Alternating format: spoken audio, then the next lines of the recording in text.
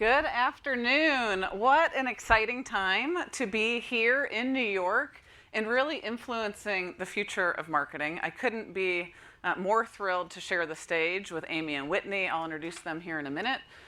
For those that I don't know, my name's Kara Pratt. I lead Kroger Precision Marketing. As I think and reflect on this incredible time in modern marketing, we think about the opportunity we have, really the responsibility that we have to influence clients, to create new capabilities, to really immerse ourselves into unlocking the power and value of new signals, and how do we, as brand marketers, brand builders, and bringing the performance layer and lens into business impact, recognize the power that sits right in front of us and the responsibility we have to carry it forward. The last few years, no doubt, retail data signals have ignited a new lens into performance and a new bridge between brand building and selling.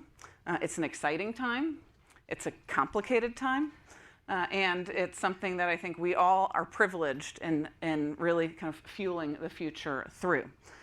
It's at an important time. We know, less than a year ago, I think it was when it was declared the latest $23 billion in wasted ad spend.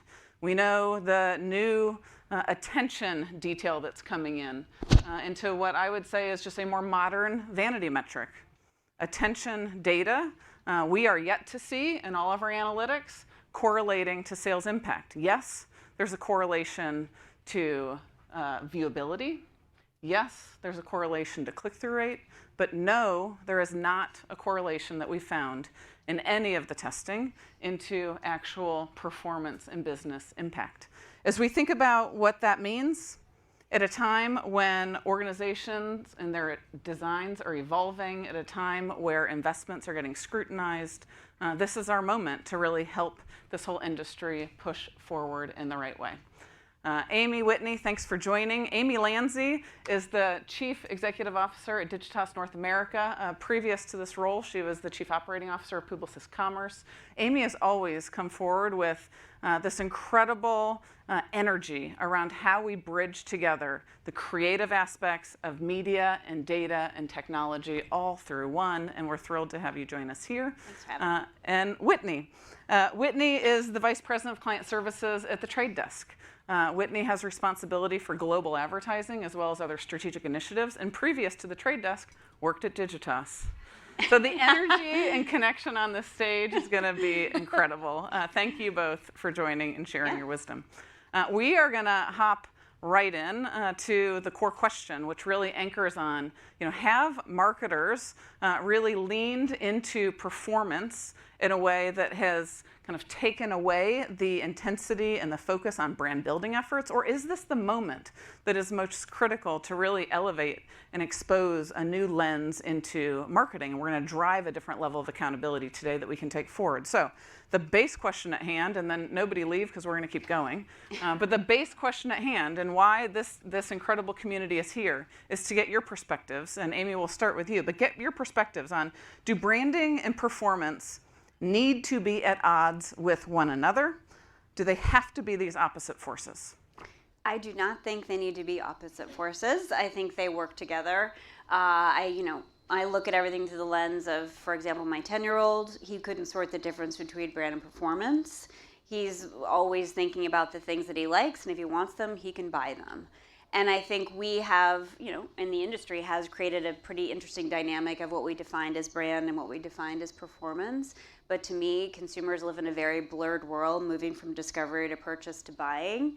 And therefore, brands need to be contextually relevant to be able to win in that moment. And that, to me, is both brand building and performative. And I think for anyone that's a marketer here, understanding the difference and how consumers engage with your category is how you sort of sort those two buckets and how you think about the type of creative you might make. But I think it's very difficult to parse them out, especially as we think about things like retail media and the blurred world behind that. Yeah, I couldn't agree more. I think when we look at brand and performance, really what we're trying to do is understand how the consumer is experiencing the brand. And moments that are intended to drive purchase can be experiences that communicate something about the brand or help build a relationship or a perception about the brand with the consumer. And moments that are intended to, spark heart or mind can also be moments that spark purchase. And so when I think about branding and performance, they're really an and statement almost always, as opposed to an or statement. I'm going to, reflect on, we were chatting on Friday, and Amy shared that about a year ago, it was a Fight Club environment where this was a question at hand. I just got an acid stomach thinking about that. Yeah. This is not Fight Club. Look at this. Nobody's chanting. Nobody's taking sides. Yeah. But we're gonna get there, because I can't. I know that there's varied voices and varied perspectives on this very topic. And as we think through, we fundamentally believe, as modern marketing continues to push forward, the reality is planning needs to change. Media planning needs to change to really unleash the power of these data signals most appropriately, which can create that bridge into the brand building experience. So can you share a little bit at Digitas with how you are approaching that across the Digitas organization with media planning, making adjustments at the forefront of those data signals? First, we start with understanding the audience, sizing the audience and what we know about them, and how we might find that unique thing about them so that we can get smarter on how we're harnessing the signals, just to start.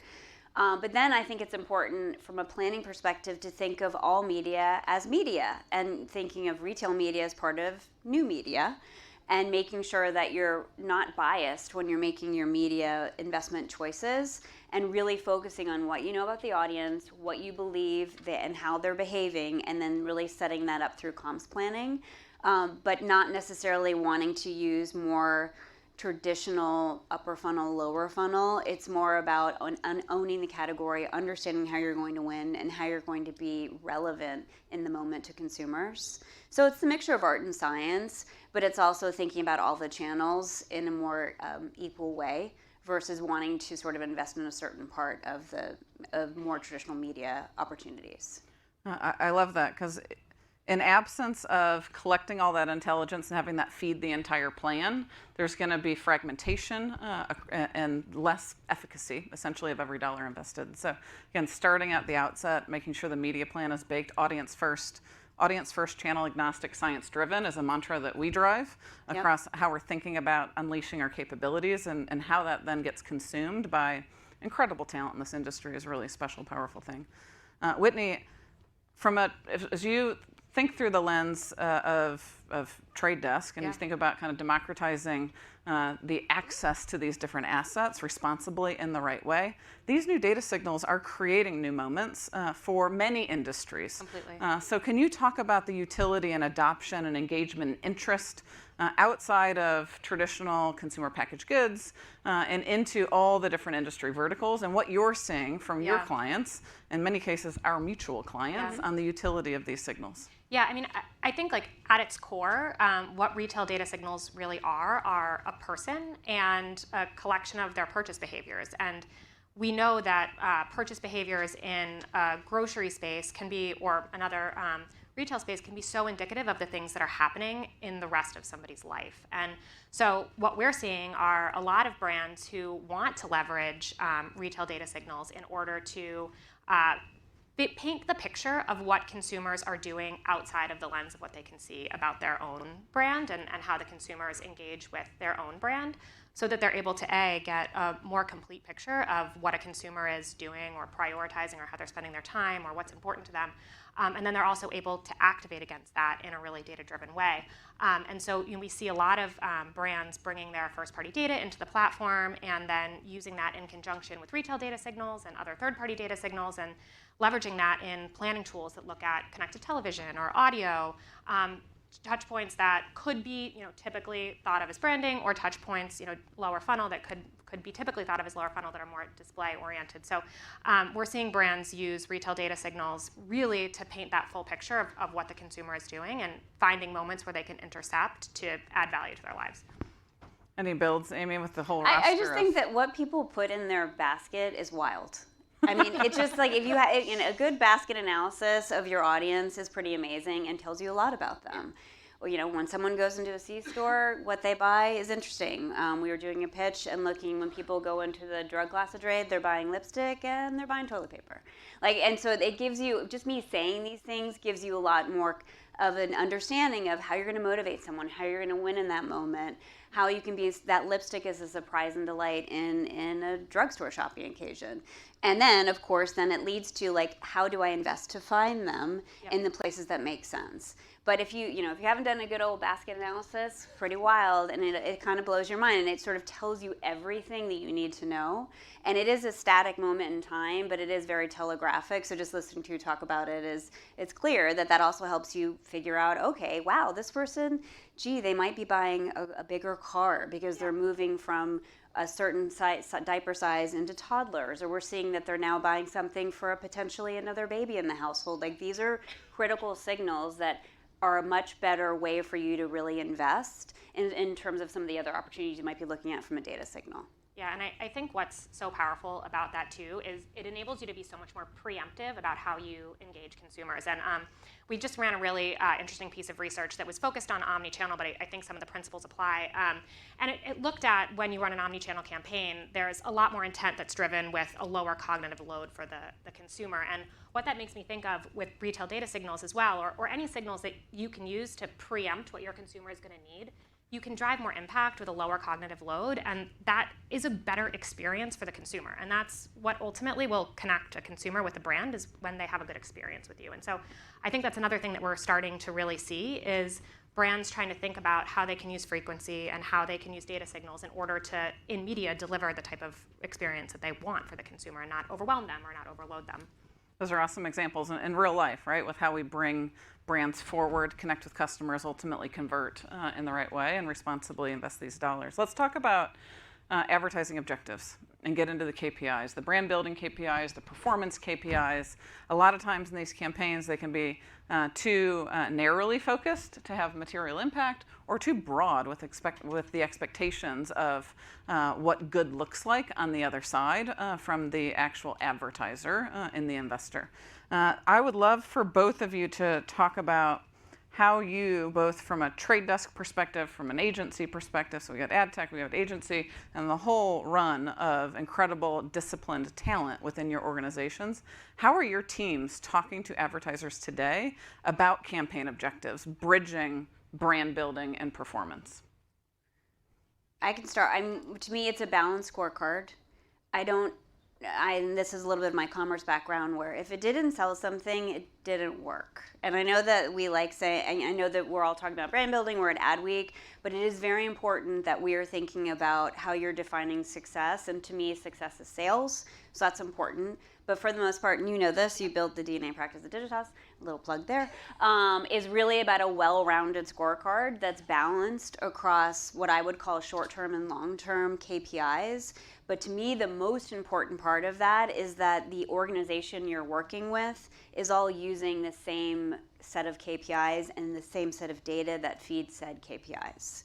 And I know we're going to talk a little bit more about that, but to me, it's what does success, well-rounded success look like for all the stakeholders, and how are we all using this one single scorecard so that we're all connected on that, versus seeing orgs kind of go a little rogue in what they define as success.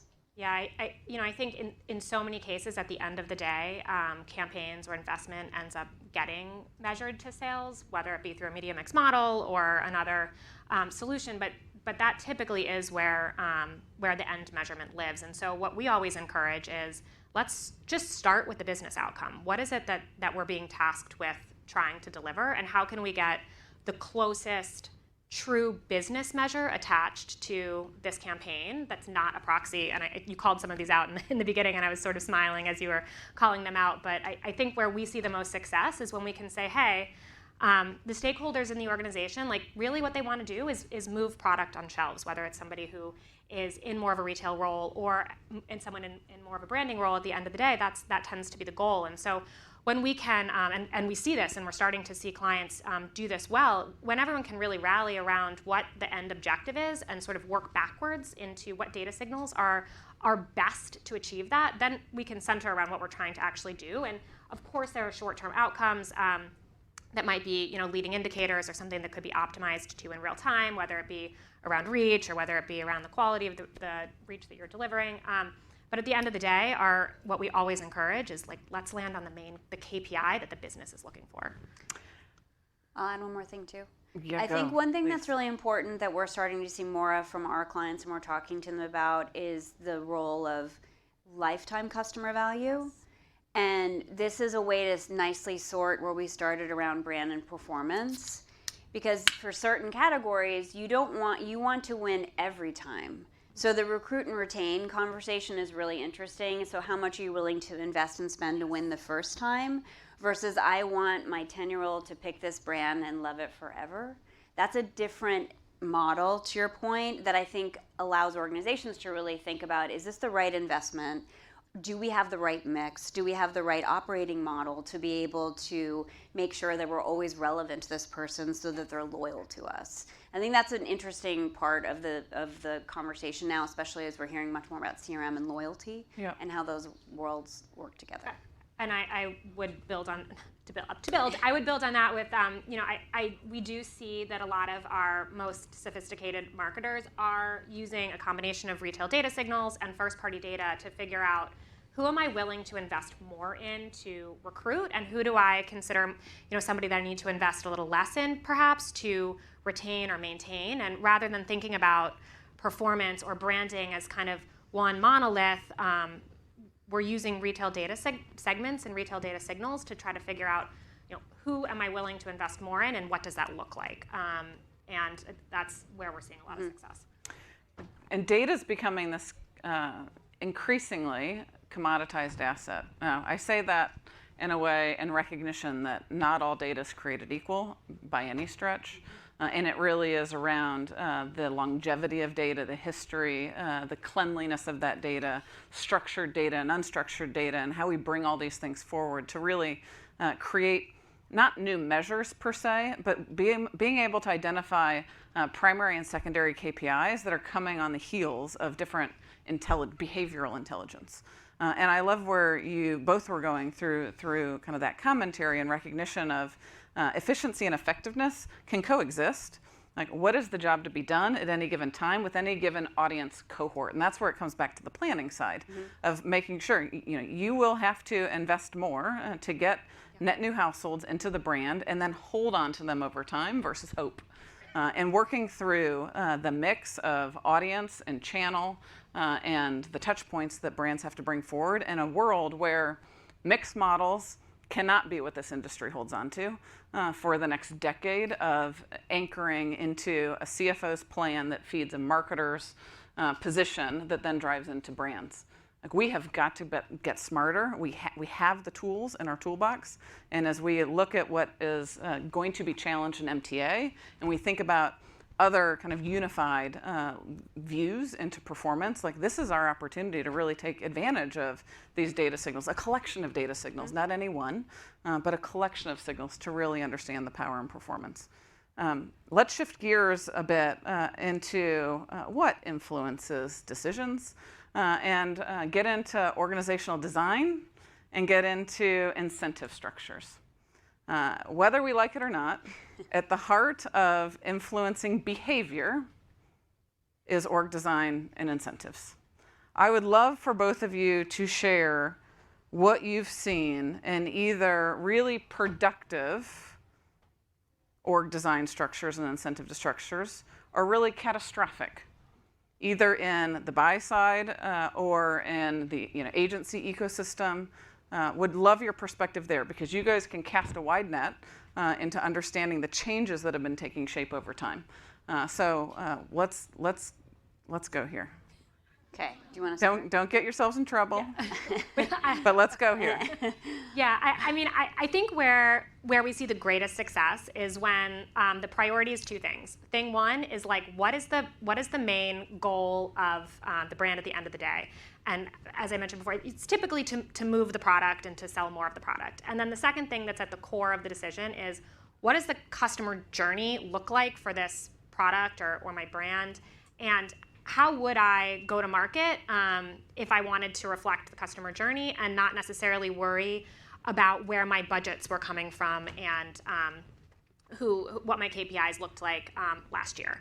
And so the way we see that coming to life typically is when we see partnerships at the client between national teams and retailer teams coming together to say, hey, let's collaborate. Let's work together to set up a campaign where we integrate how we target consumers and we allow for brand building and conversion to be in a single touch point if that's the case, or to be in multiple touch points. And we look to reduce waste in terms of overserved impressions, and we look to optimize based on a sales-oriented KPI. That tends to be where we see the greatest success. Do you want to chime in on success? Okay. Yes. So that what that means, and I would say mostly in packaged goods, where we see it working well is where it's been orged into one, call it omni-channel team, connected commerce team, where that team is working sales, head of marketing are working hand in hand, and they're also going in together to the customer. And they're setting the pace with the retailer to say that we're working as a team, you're not going to pick both of our pockets, because that's what happens. That's the opposite side of this. If they're not connected, then you have clever retailers. I know you're a retailer too, but sometimes retailers are clever about getting both sides of the org. And then that creates a whole bunch of chaos on the media planning side, because everyone doesn't know that you are basically investing 2 different search budgets, for example. So this is something that I think is really important to figure out what is the right amount to spend on the journey, everything you said, but then also how the org works across against the single set of KPIs, and then shows up as a united front with their customers, the retailers, so that it's clear that it's a unified approach, and then all boats will rise. There's no doubt with the speed with which investment has been moving in the utilization of retail data signals, both retail as commerce players, as well as retailer data signals as a layer into influencing investment choice on any channel. With that movement, it has created tension internally within many organizations with who gets to make the call, where's that dollar coming from, and going back to what you started with, Amy, which was, hey, as a marketer, we want to move product. We want to sell things, whether it's selling a car or selling flights on travel airlines, or whether it's selling packaged goods out of any type of retail environment. Like, we want to sell things. And as we think through the design adjustments, for us, we're 7 years into the journey, and watching parts of organizations break apart, come back together, focus on a singular KPI, which is all around driving the most efficient reach to be able to hit everybody on a weekly basis with one impression load, to then drive conversion, to really driving incremental sales, to net new household acquisition, to long-term value. All of this stuff is moving around these organizations, and that level of inconsistency that so many organizations have create negative energy in pockets where ultimately, like, we are primed as an industry to be better together with how all these data signals come forward. So, and it does come down to org design and incentives influencing behavior. So I'd encourage everybody to reflect on some of the adjustments that your organizations have been through, or if you're selling into organizations, reflect on where they are on that journey. Yeah, and I would say my counsel on that would be find something that's out of process in your org. A new product launch, a new car, whatever it is that's not part of the regular marketing planning cycle, and test a new model. Because then you're breaking that muscle of how each part of the org likes to do sneaky things. And so if everyone is galvanized around something that a CEO or a CMO, whoever, has made this as the must-win big bet for the org, then you can start to try out new things, and then you'll see success in a new way forward. The second thing I would add is investment, I think, is coming along. I think the creative process is slow to follow. That is still briefed in like it's 1980. It makes me crazy. And so I think that's also something to think about. If Kroger is a full funnel partner, brief in your creative like a full funnel partner and actually break Kroger to win. That's a different way of looking at how you're probably talking to your agencies, but I would recommend that that's something you think about doing as well. So then it all lines up. That is a great ad. Any final thoughts on org design incentives overlaying the creative optimizations? Come on, you guys are doing a ton of stuff. We're doing a ton of stuff together, which we appreciate. Yeah, I mean, I think really like where we've seen this work is, I love what you said about kind of picking a moment where there's maybe more to gain and less to lose, and collaboration is it's just about setting a new process as opposed to breaking something that exists. And like, again, whenever we see a brand focused on things like new buyers and demonstrating how they're able to look at what were previously different budgets and reduce waste based on optimizing to the consumers that convert, the new consumers that convert, and the places that convert, and suppressing the ads that won't, we always see people win. I have never seen a business stakeholder who isn't excited about incremental sales driven more efficiently from the collaboration of their teams. So working backwards from the end business outcome and ensuring that there's clear ability to not buy or not spend money where it's not going to work and spend money where it's going to work is the trick that we've seen to success. Really important agility there, which is great. Last question, which speaks to marketers' real need to influence wider populations, big populations. So you think about the granular nature of many different retail assets that are complementing existing data that's been feeding business planning, audience planning, and optimizations in near real time for a long time. Talk about the role that you see long term that retail data can play to influence big populations and support marketers on their journey.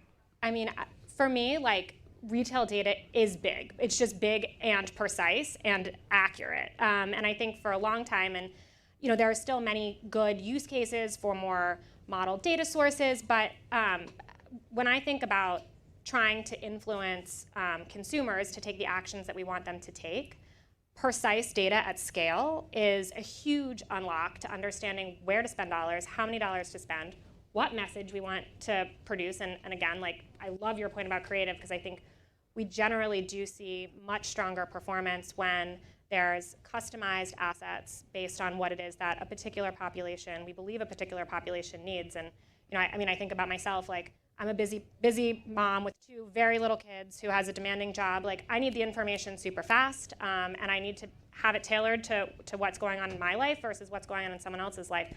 And so, I think retail data is actually a perfect solution for trying to move a lot of people. It's just trying to move a lot of people one person at a time in a way that's very personalized to how they need to engage. Retail data, I think there's 2 big unlocks. First is the non-endemic world. So you don't just need to, there's a lot you can learn from what people buy that would inform what hotel they choose, what airline they choose, where they're going. People that buy sunscreen buy that, especially if it's 3 ounces, they're gonna go on vacation. Like, these things are intuitive when I'm saying, remember, look at the basket level data. So, like, this is very interesting for non-endemic. It's not just something that only packaged goods should be thinking about. I think is really important, and I would encourage everyone to explore that for non-CPG categories. I think second, on the creative side, it really allows you to tell better stories. Yep. So using, you as an example, we were talking about this, that, like, one of the things that's important for brands is to use this data to then think about how they create the right set of assets to be a brand of service. How do I make you a better mom? I know you're busy, I know you're doing these things. What kind of communications am I giving to you so that if I know you're suddenly going to have a 1-year-old or whatever it is, you feel like you're more educated to make fast decisions. That only comes because you're seeing what's happening at the basket level data or retailer data. That enables you to have a fuller picture of Kara, I have a fuller picture of Whitney. And I think that's incredible for creatives to really look at that from an intelligence standpoint, so that you're not just making it up. You're actually saying, like, they're telling us a lot about them. So let's help as a brand, let's play into that and really be there for them. And then you're moving out of the brand performance game. Now you're into the loyalty game because you know them already. I love where both of you took that, because there's no doubt we have underutilized the opportunity to use these signals to influence creative. And dynamic creative optimization's been around for a long time, but we've sub-optimized our utility of that entire asset in Q4 and then 2025. We can get after some of those great experiences. And then Whitney, that example of thinking about the scale of data differently is really powerful. And I appreciate you reflecting on that, because as we think through the intent signals that happen through strong deterministic data, there's a huge opportunity to limit waste that happens by trying to go after these larger audience cohorts where relevancy will not stick, and therefore the asset that you're putting in front, the creative, the content that you're putting in front of that human is not going to work well. And so as we think through, reflect on the data signals that each of your organizations are using. If you're a media planner at an agency, if you're an advertiser that's feeding and briefing agencies on interest areas, if you're a buyer that's using these signals to optimize in real time, really thinking through the fidelity of those signals. What we've seen is first-party data, as we look forward on the predictability of those data signals, first-party data is 90% accurate in predicting the future of who we think those households are that are engaged within different content and different experiences. Third-party data, and we've got some incredible data scientists, hundreds of them at Kroger and 8451. We've best been able to get third-party data to be 30% accurate, which is worse than a coin flip, clearly. We have an opportunity and a responsibility to bring brand building to life in really purposeful ways and to make sure that it performs. Amy, Whitney, thank you so much for joining us here. And if anybody has questions, we've been instructed to take all questions outside the exit. So you'll see us out there.